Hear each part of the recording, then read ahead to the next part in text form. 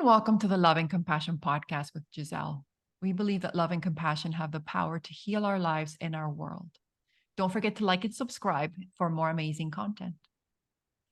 On today's podcast, we'll be talking about learning from our dogs how to live a more fulfilling life. My guest today is Michael Overlie, who is a canine partnered men's guide. Author of the book, Let Your Dog Lead, he helps male dog owners who suck at relationships become amazing at relationships. He provides one-to-one coaching, individual and small group retreats with the dogs, of course. And he's developing an app so that men can dip their toes in. Are you ready to become amazing? Please join me in welcoming Michael to the show. Hi, Michael. Yay! Oh, I sound pretty good. You do. You sound fantastic. I was wondering if you could start by sharing with our listeners what led you to do the work that you do today. Oh. A lifetime of not paying attention, followed by the death of my brother in 2017. What happened from that event was it was my awakening, as it were. But I was plunged into deep, deep grief over the loss of him. He was the one guy I could count on in my world, right?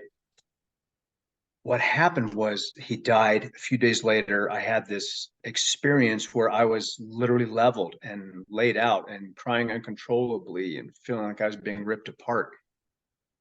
And as I came out of that same day, my dog crawled up on my chest and just started pumping me full of love and healing energy. And I was like, what the heck is going on?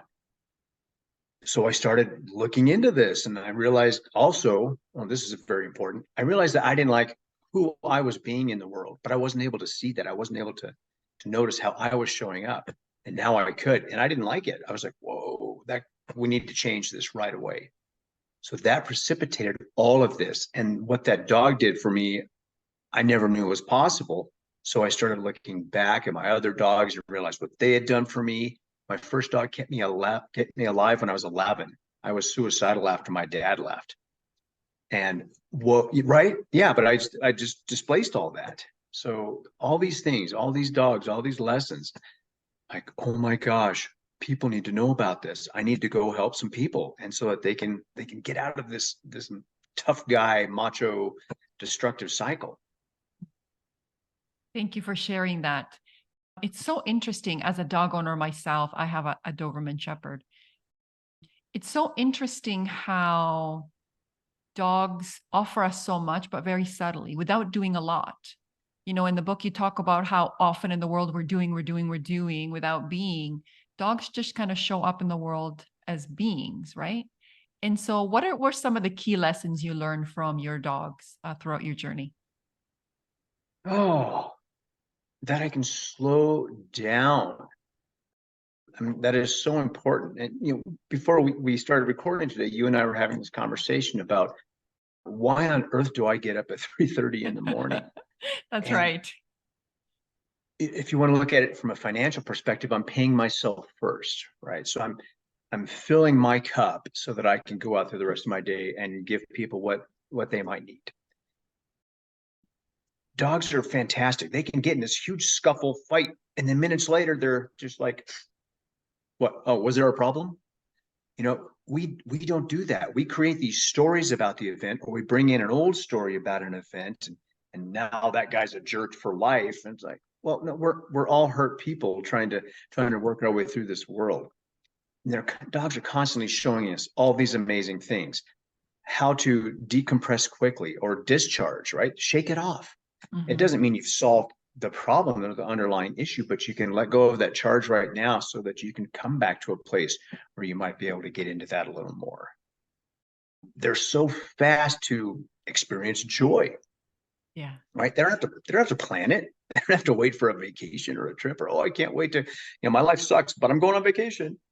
Wow. There's just none of that. And again, it's just this constant overthinking, overanalyzing.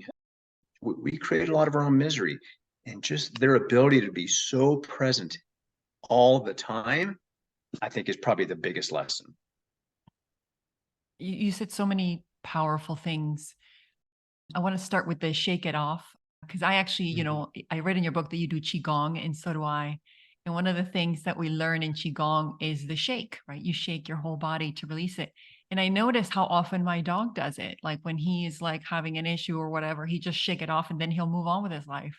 But as you say, we often so hold on to these stories about who we think we are and who other people are that actually lead to us continuing to suffer because we're putting all of our energy and attention on our suffering or the story we tell ourselves about who we are. And so I think that was really important. The other one is I was reading your book, I remembered about savoring, my life because I thought about, okay, well, what does my dog do in this circumstance? He loves being outside, even though he's like has allergies. My dog will actually just sometimes close his eyes and lift his snout and just like breathe in and feel the air. And I thought to myself, how often am I savoring my life? Like, how often am I really, really present? Like you said, instead of waiting for my vacation or wait, when I do this, then I'll be happy. How have your dogs helped you savor or get more out of your everyday? Oh God, probably a million ways that I don't even remember. So I I have an example. My last dog, Darby, and he's left us, right? And but he was he was the catalyst for all of this. So Darby would just do these things to try and get my attention because he could feel that I was like or caught up in something, or maybe I just needed to go outside. So he would stand at the back door, the sliding door, and look outside, and he'd look back at me until I would get up and I'd go to let him out, and he'd just stand there. Right, I'd open the door and he'd look up at me, and one day I finally got it. He knew I needed to get outside, so we could go outside and we could play or just stand. And I live in a pretty windy area, so there's smells coming from all over the place, and the breeze, and he would, as you say, he would just close his eyes and you just watch that nose work. And I'm like, well, what is he smelling? I can't smell it, but it would take me out of whatever I was in, and I would just be so present and lost in the moment. It would completely discharge whatever was going on. Thank you for sharing that because I really appreciate that because that's what I find with my dog. He is my Velcro dog. Like he is completely like always near me, always on top of me, or sleeping around me. And that's one of the things I found since I started working from home, that whenever we go to let him out, he won't go without me. Like he will not do anything without me. But I just realized as you were talking that that's what he's trying to do. He's trying to get me out there because it's true. If I don't go out there sometimes with him, it's like I don't go out at all. I'll just sit there, working on my things. And I find that he kind of nudges me. As I think what this has helped me realize, and there's so much more wisdom there that I could tap into that I'm not. So thank you for that. I think that's true with the dogs and other relationships in our lives. We're just not open all the time, and I don't mean 24 hours a day, but I think we miss a lot because we get caught in our own thing. Maybe we're uncomfortable about something, so we put up a little bit of a wall, and we just can't see that thing. It's right here. So I mean, it's fascinating. I've made a practice of going outside with Indigo almost all the time now. Sometimes I'll just let her out to go pee, but like 3:30 in the morning, if she gets up with us, I go and stand outside with her. It doesn't matter what the weather is, right? I may have to gear up, but we go outside and we stand in the cold blowing snow, right? And I come inside, I'm like, oh, that was great. Yeah. And that's what I really appreciated about your book is you have an appreciation for life, like an appreciation even for the difficult things. The way that you were talking about when you were doing the shadow work, you kind of related to digging. And then you're like, oh, what treasures am I going to find? And some people are like, well, we don't want to find those treasures. Sometimes that's very difficult. So that's one of the things that really struck me about the book, which was like even grief, you have an appreciation for grief and what it can teach you.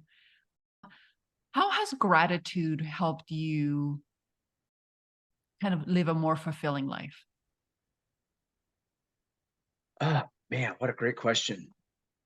I I wasn't as able to feel or show gratitude until I had dug into some of these things.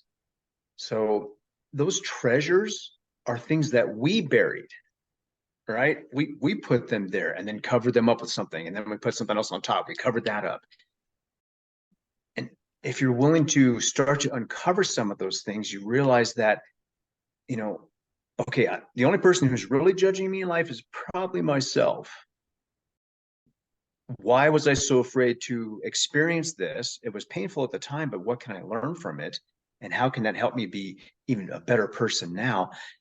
And where can I go from there? Right. So we're so full of potential and possibility, but we keep ourselves sheltered and hidden in place. So once I started to uncover some of these things, I was like, oh my gosh, okay, yeah, that kind of sucks, but let's take care of this thing, right? Let's give it some love, show some passion. And I was able to increase my ability to experience gratitude.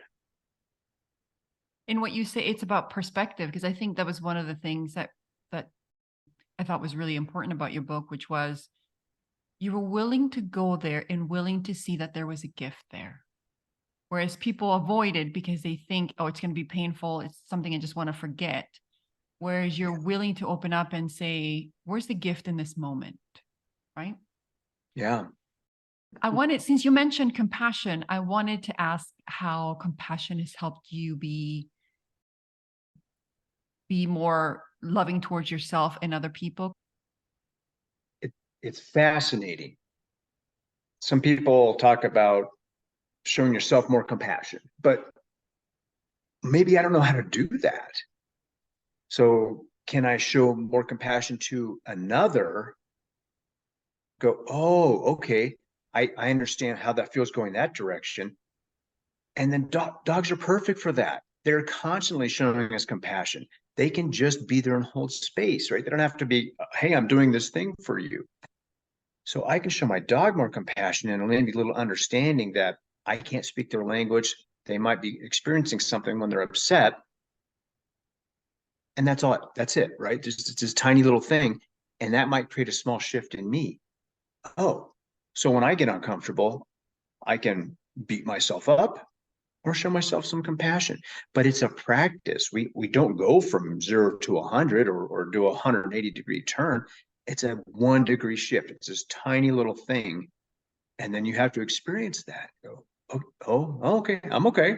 I'm all right. Oh, look, maybe I can go a little more next time. You emphasize the 1-degree shift, and you give practices that can help people start to help them change themselves so that they can change their lives, but not in a way that is, like you said, you're going from 0 to 100% self-compassion. You're taking those baby steps to get people more and more comfortable with change. And as they get more comfortable with change, they can actually start to do the work to heal themselves, right? So I thought that was really, really pivotal. Yeah. You also talked about vulnerability, and I think that's a really important topic, especially for men in a world where there has been historically some toxic masculinity. You talked about alpha males in what was considered Darwin's theory on survival of the fittest. Why is it so important for men in particular to talk about vulnerability? Because that is death to us. All right. A lot of us are raised to be strong and tough and be the one there no matter what, whether it's the breadwinner or you always show up for everybody no matter what's going on. You put yourself second all the time. You make sure everyone's handled and taken care of. It's unmanageable. And I mean, if you don't believe me, just turn on the news. We take these things to extremes. We're not taught, however, to go ahead and feel our feelings, right? I mean, we all have them and they're there for a reason, but we're taught to shut them down, push them aside, don't cry, don't do this. Because if someone sees you in this vulnerable state, then you're prone to attack. So, I mean, we're fear-mongered from the time we're kids, and it's not an intentional thing from our parents necessarily, but maybe that's how they were taught, and their parents were taught, and their parents were taught. If you can't be a little more vulnerable, you're not going to experience that love in your life that you want because you're not able to let it in. right? So maybe you get this tiny little opening, and then, but you want the whole thing. You see other people being happy and great relationships. Well, you got to open that a little more, and then a little more. But it goes back to that, the 1 degree shift and the practice of allowing a tiny bit more. And you can practice that with your dog, right? It's maybe not just a cuddle buddy, and the relationship's not the same for everybody. But what else is possible? What else is your dog trying to show you? Just get curious. Yeah. And, it's so important that you mentioned not allowing love in. And that's the thing about walls, right? They prevent us from getting hurt, but they also prevent love from coming in as well. And so it's understanding that we're doing ourselves our disservice by preventing or narrowing what we feel to avoid hurt. Well, we think it's preventing hurt. Mm-hmm. We're still feeling the hurt. We just, I got this. Yeah. because it's self-made, right? It's our thoughts and perceptions and feelings. It's about what we think other people are thinking, what their memories that we have of whatever event. So we are the ones who are making ourselves suffer, which is why I thought it was really important in your book that you talk about choice. I think so many people feel they don't have choice, and that there's that victim consciousness. Things happen to me, people do things to me. But the really key aspect is that we always have choice and we're always choosing. And we can also choose what we put our energy and attention on, whether it be something that we want to create, something positive, or to continue to believe we have no choice, right? Yeah. So how has choice been instrumental in helping you change? Well, you already hit it on the head. I didn't actually realize, because I was so stuck in my fear and anger and grief, that I had a choice. And when I was able to obtain a different perspective and realize that I'm always choosing anyway, I just may be choosing what's not benefiting me. That was a mind blower for me. There's a Native American story about an elder talking to a younger man about two wolves. And so the elder says, we all have two wolves, right? And I'll probably say it wrong, but and you have love and you have fear. And well, which one is the strongest? And he says, whichever one you feed. So that is our choice. Do I want to continue to, do I want to be unhappy? Do I want to be upset? Do I want to be angry all the time? Do I want to be rageful, right? Do I want to be fearful? Do I want to be scared and hide all the time? Or do I want to try one little thing? Do I want to try two little things? Do I want to step a little further outside my box? Do I want to be happy? Do I want to experience joy? It's all connected. Like if you could picture a line, or we've got, bliss over here and just like dismal failure, dismay, and death on this side, they're just part of the same line. It's just where would you rather be on this line? Now, you can't go from abysmal death and failure of life to bliss overnight, but you can start to move down that line. But that's your choice. Yeah, absolutely. It is your choice. And I think that's helping people understand that they have choice is really critical. And that there is, no matter what they do, they always have choice. And I do agree with what you say in the book, which is like, we create our reality. We create everything that happens to us, with our thoughts and our perceptions. That doesn't mean, because I think people misunderstand this. People then think, oh, that's my fault. We don't consciously do it. It's subconscious, but it is our responsibility to do better for ourselves. It is our responsibility to, once we have that awareness, to heal ourselves, because, as much as each of us support different people, you can't heal anybody. They have to choose to do the work, to show up, to listen to their dog, to follow their gut instincts, and to do they have to take the steps. So ultimately, it is about choice. I wanted to go back to your comment on anger, because you talk about anger in the book, which I'm so grateful about. It's interesting to me how anger seems to be the only acceptable emotion for men, instead of, because anger often hides other emotions like sadness and grief and so on. Has your relationship with anger changed since you wrote that book? It has. Yeah. So many things underlie what shows up as anger for us. And it could actually just be anger, right? You're frustrated or enraged about something you witnessed or something that happened to you, and oh my God, and that's okay. But a lot of times it's sadness, depression, loneliness, grief. But we're not aware of how those feelings actually impact us. So they show up as anger. And it's so funny because in our society and others as well, we talk about how anger is such a problem, but then we actually create that and continue this problem by allowing people to just only show anger, and more so men. Yeah. Like women It's are berated for getting angry. It's like, yeah. what? Why? That Yeah. that doesn't make any sense. So, but it's fascinating. My relationship with anger, back to your question, has changed immensely. I still get angry, Mhm. but I know what's underneath it, right? I can still react and get upset. I'll go, oh, really? Oh, geez. Okay. All right. We're going to file that one away. That's something I need to work on. Or, man, yeah, that's okay. We can discharge this and get on with our day. I like Dr. Joe Dispenza's perspective on this. He says, it's not that you don't react, it's how long you react. Mm. So I like that. Yeah, Uh, stay stuck in that story. yeah. Like, how long are you going to stay there, right? Like, it's not that you are going to completely shift yourself. You might still be reacting, but how long are you choosing to stay in the story? How long are you choosing to stay in that victim consciousness?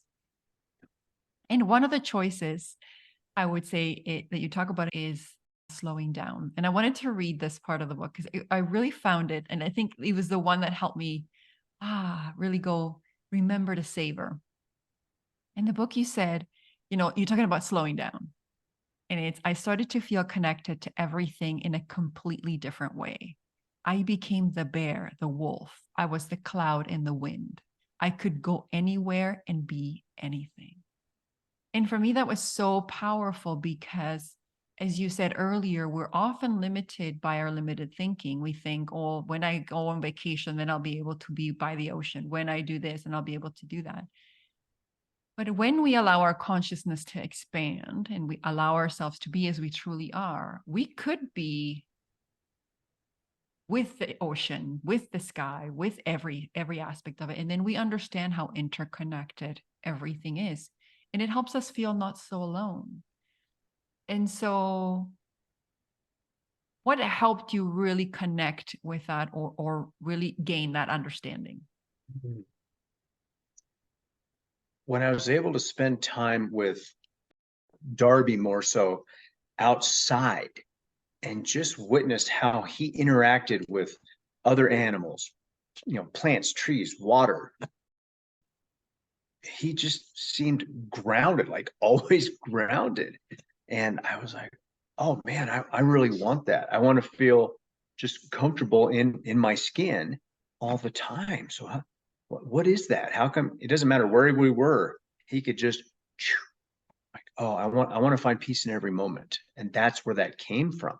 But well, how do I do that? If I'm feeling disconnected from something, I'm not peaceful with it, and I'm not peaceful with myself. So I, began my practices, and sometimes I meditate. I do self-hypnosis, just guided imagery. And you already brought this up. If I close my eyes, I can be at my favorite beach in San Diego like that. I can almost smell the ocean. I can hear the gulls and the waves and see the clouds rolling in. That's what we are so powerful. We create all the time, as we've talked about. So what would you rather create? Do you want to find that peace in that moment? You can do this at work, right? You're feeling frustrated, you're pissed off, sitting in your cubicle, your boss just went, close your eyes for a second, put yourself back on that beach and be like, okay. And you can do it in seconds. It's fantastic. Yeah. It just reminded me of my happy place, like going to my happy Yeah. place. Yeah. Yeah. And I feel it's so important, right? You have this quote in your book called, it's cada cabeza es un mundo, which is each head has a world within it, obviously, because it's true. Each of us is sort of a universe unto ourselves, right? Does this saying have any personal meaning to you? Why did you choose to put it in the book? The first time I heard it, or I read it actually, Mhm. I was like, what? That doesn't make any sense, right? I couldn't grasp that. So I had to spend a lot of time with that until I realized, okay, so I have my own thoughts, perceptions, the way my feelings show up, the way I express myself, the way I put my socks on, right? Everything I do is maybe a tiny bit different to me. We all do similar activities. Most of us worry about the same things, but in our own version of that. And I was like, wow. So, how do I see? I can look at something and see maybe something completely different than what my friend is looking at, even though we're looking at the same object or situation. And I just thought that was amazing and fascinating. What that allowed me to do was give myself a break. Because I was like, oh, I don't have to get it. We punish ourselves for not seeing other people's perspectives or not understanding. And then we're afraid to try to because we think maybe we're insecure about messing it up or being wrong or whatever that is. And yeah, every head is a world, right? Every head is a world. I mean, you could take this, what you see and what I see are two different things, but it's the same thing. And I think so understanding that also helped me realize that people's experiences of, I guess, what I would quote the same circumstances can differ, right? Because it depends on really where they have their perception. And so it is possible for people to walk away with two different experiences. And we don't need to negate one person's experiences over the other. We just need to understand it. And so I think that's where this current cancel culture is really doing us a disservice, because then we don't get to listen to each other and hear each other's stories and come closer together and lean in, rather than what we're doing, which is like, I have to be right. This is my perspective is the right one and therefore canceled. And so, but I do think this will change. I think we're just in a pendulum swing.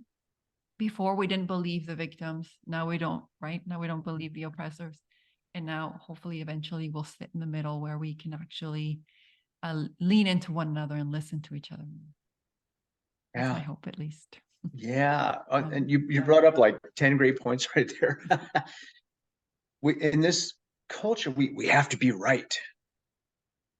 And, I think that goes way back to as a child, underneath all of this sense of not feeling worthy or not feeling like you're enough somehow. And if I feel right, if I feel justified, then I feel strong. I feel good about myself. And that's really unfortunate because we're still allowing our 2, 3, 4, 5-year-old selves run how we show up during the day. And again, it's not a criticism, people, because I've been there. And sometimes, my 3-year-old will still show up and throw a little tantrum. So I have to be able to hold that and deal with that, right? So yeah. Yeah, it's interesting, like the perspective on being right. I often wonder if that perspective has to do with our need to belong. Like if I'm not right, then therefore maybe I'm not valuable and therefore I don't belong. And so I wondered if maybe that had something to do with it. I don't really know. Yeah. Well, it But makes sense to me. yeah, I will Yeah. say that one of the things that we talk about in our family is the relationship has to be more important than being right. But sometimes we forget that, because you're right. Like this is kind of a journey that we have to choose every day to be compassionate and loving. We have to choose every day to make choices that are positive for us and that focus on our dreams rather than all the negative things. You mentioned the like self-worth. How important has loving yourself and appreciating yourself been in your journey? Massive. Absolutely massive. So I think underneath everything is a desire to feel safe and desire to feel loved. If we can't get that from ourselves, then obviously we try and get that from other people. And that's why we have so many problems in every relationship, because in some fashion, we're not feeling safe, we're not feeling loved, right? And that goes to acceptance and all these things. But once I started to realize that I can't keep putting all my emotional needs on everybody else's shoulders, I'm like, oh, I can do this for myself, and I didn't even know. I didn't know that I could or needed to. And that was something else that my dog showed me. They didn't have to be doing all these things or telling me how great I am or how handsome I look. They didn't do all that. They could just be there and love me. And I was like, oh, this is possible. I don't have to do anything. So that helped me learn to start to give myself a little more, feed myself a little more, feed that one wolf that I wanted to be. And I think this goes to show the power of presence, right? Dogs aren't, like you said, actively saying, I love you, I want to be there.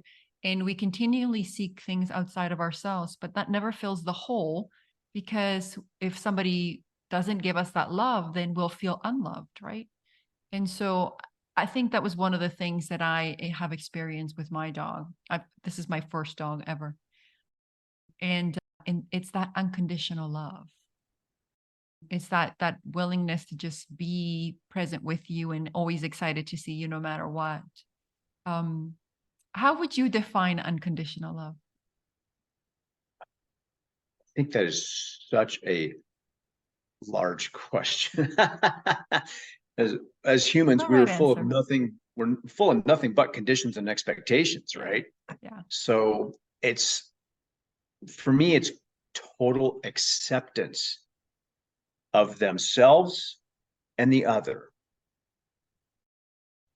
They're not putting themselves down because they're getting too many treats and they're putting on pounds. They're not making Yeah. fun of us or judging us because we got a big belly or no hair, or what kind of car do you drive, what kind of house do you live in, how much money do you have. None of that matters, literally none of that. So everything can be removed. I can just be here and love you. It's that total acceptance. And it goes to what you were saying about surrender, right? Surrender is such a powerful, beautiful thing. I find, a lot of people focus on manifesting things, right? For me, the greatest thing has been total incomplete surrender. It has been letting go of what I think should happen, letting go of things, and just being in the moment.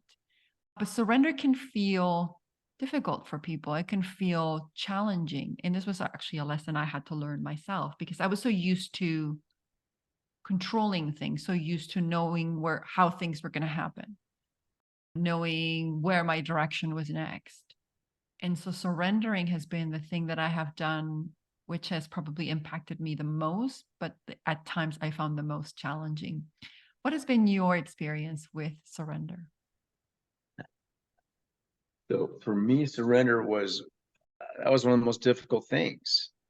I thought if I could control everything, then I'd feel safe, right? And I'd be able to find love because I can control this. I can make this happen.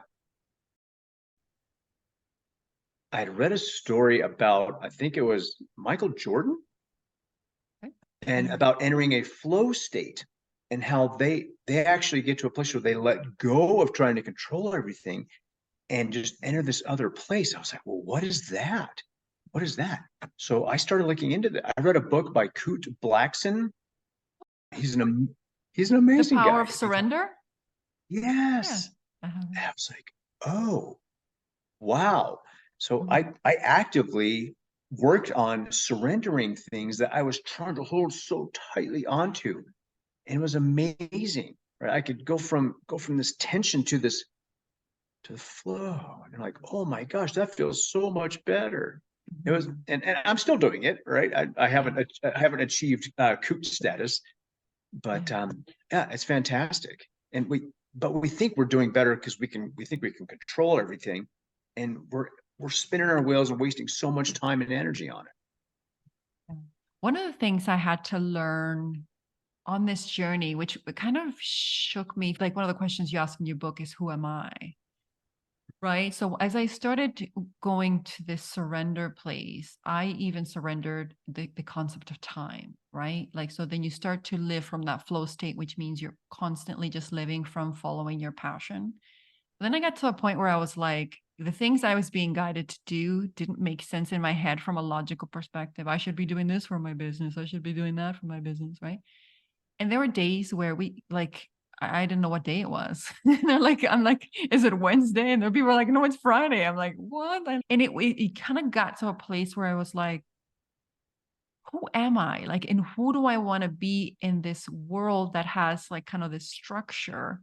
And as I'm living from this flow state and following my highest excitement, I'm feeling really uncomfortable. I'm feeling like I don't fit with what's happening. I've been there where you're totally in the flow state, but then things remind you that you are in a box, so to speak, right? With respect to time and things you have to do and all of these things. And surrendering to life and allowing life to flow through you, if you're not used to it, can feel really uncomfortable. It can feel really challenging. Have you had those experiences where you're like, oh my gosh, like surrendering just feels so overwhelming because I guess it doesn't feel safe because we're not used to doing it?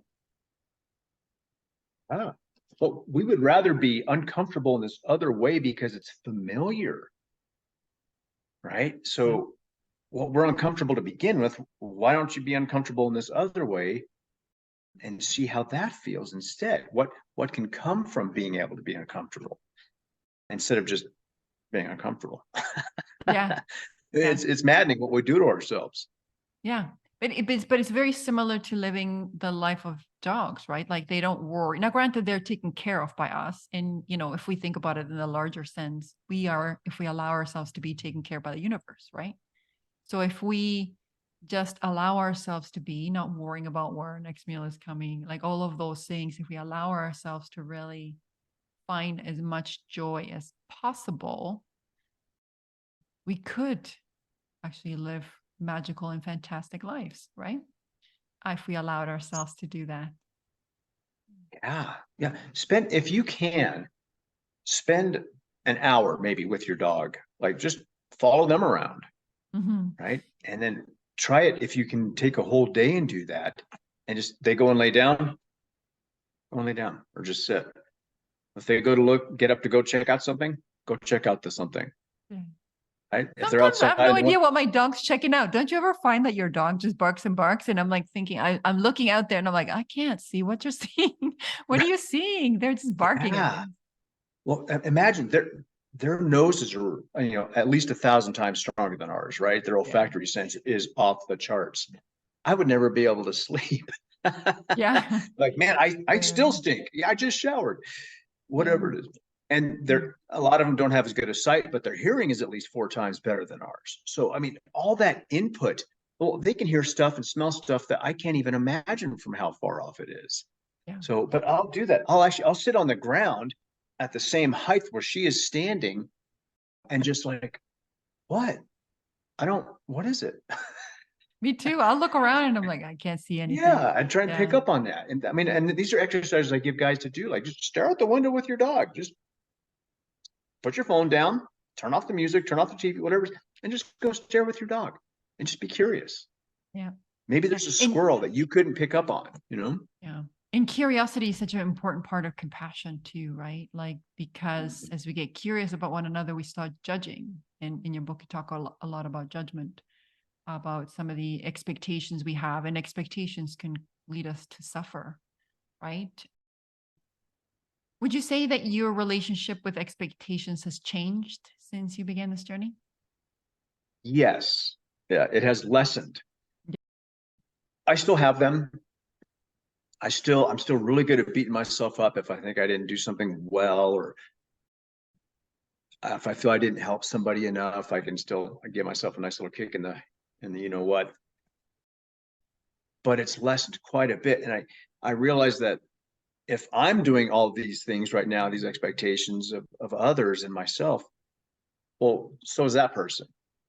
And so is that person, and so is that person. So it allows me to have a little more compassion for where they're at, and that they may not get me. They may not understand me. Maybe this doesn't work for them. So what do they need? I don't know. So, and that brings me back to curiosity, because we really don't know what we don't know. We have no idea what's going on for that other person in their world. You know, when they go home and that door closes, we have no idea what's going on in there. We just know that when they're in front of us, they act a certain way, and then we take it personally. Mm-hmm. Well, it's almost never actually about us, right? That's their hurt spilling out. Mm-hmm. Yeah, agreed. One of the things, though, that I had learned in my life is that even though it may not be about me, if I'm reacting to it, then it's about me. So it's my reaction really is the barometer about whether or not, if I don't react, so I'm like, oh, it's about them, like you said in your book, right? Like it's hurt people, and people that feel like they're victims, they hurt others. Cool. Like it's not about me. But when I get triggered by something somebody says or does, I'm like, oh shoot. This is about me. Yeah. Oh Well, we crap. make it about us, right? So Yeah. like, my neighbor doesn't get up in the morning and say, all right, today I'm going to be a real jerk to Mike. I'm going to tell him he's this, and that. Yeah. So Yeah. whatever happened or whatever reason they're showing up this way is theirs. Now, I need to take responsibility for my response or reaction to it. And that, I Yeah. think, like you said, goes back to choice. What choices am I going to make? And that it has been in my journey as well. Like, in my desire to be more loving and compassionate, my desire to understand what choices I have to make every day. And some days I don't always get it right. And then I'm like, okay, what choice am I going to make in the next moment? Understanding full well that the world I help co-create is my responsibility, right? The reason why we have all of these things in the world that are happening is because of choices we make. And so for me, I'm going to choose the most loving and compassionate choices, or hope that I do. And when I mess up, I'm going to start over. So Yeah. that's where, surrendering, accepting, allowing, and making those 1-degree shifts, as you suggest. I really also love very much that you included opportunities to go out with your dog for a walk. A lot of people just want to read the book and go on, but the opportunity to stop, pause, and reflect and look at these experiences differently, I think is really quite key. So thank you for that. Oh, you bet. I want to touch on something real quick that you just brought up, is starting over. So here on this planet, we go to bed and we get up the next day. We have a chance every single day to start over. And again, it doesn't mean you do this massive thing, but maybe just this tiny thing. And it goes back to being. Who am I being? Who do I want to be today? Right? I mean, none of us are going to probably get to like Gandhi or Mother Teresa status, and that's okay. Maybe some of you might, but we don't have to. I don't want to be a Gandhi. I don't want to be Mother Teresa, but can I be a little more like that? A little more loving and compassionate no matter what?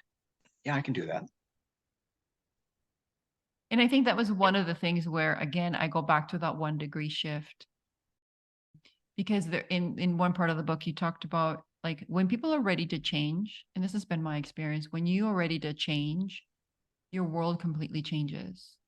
Like everything in your life changes. And if you're going from a place where you want to change and you haven't yet made that choice, it can feel scary to think that, your relationships are going to change.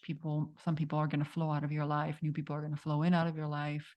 Everything might just completely come apart so that it can come together. But if we can start to get comfortable with change, then we can start to take baby steps. And then by the time you get to 50 steps or 100 steps, you will have made 100% change. So I think that was really, really powerful. So we're coming to the end of the podcast. So I was wondering if you could share with people where they can find you, where they can come work with you, where they can find the book. And tell them a little bit more about you and about the work that you're doing. Oh, thank you. So I can be directly reached if someone just wants to email and ask a question at michael@dogsandmen.com. www.dogsandmen.com goes to a link with a lot of resources. My book's in PDF form, a lot of other shows I've been on, podcasts and radio shows. I'm creating an app, as we mentioned, so that'll be app.dogsandmen.com when that gets released. I'm really excited about that. And the work I do continues, right? So it's not just me out there trying to help other people. I'm still on my journey, and I'm still finding my way back to my path.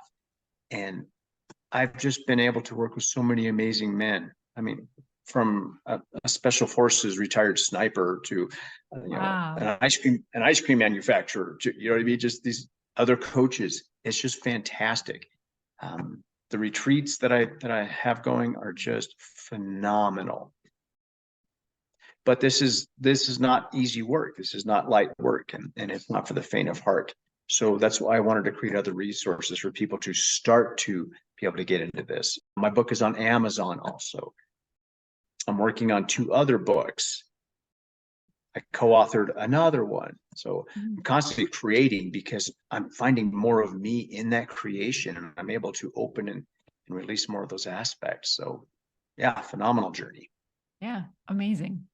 Can you tell us a little bit more about the app before we go?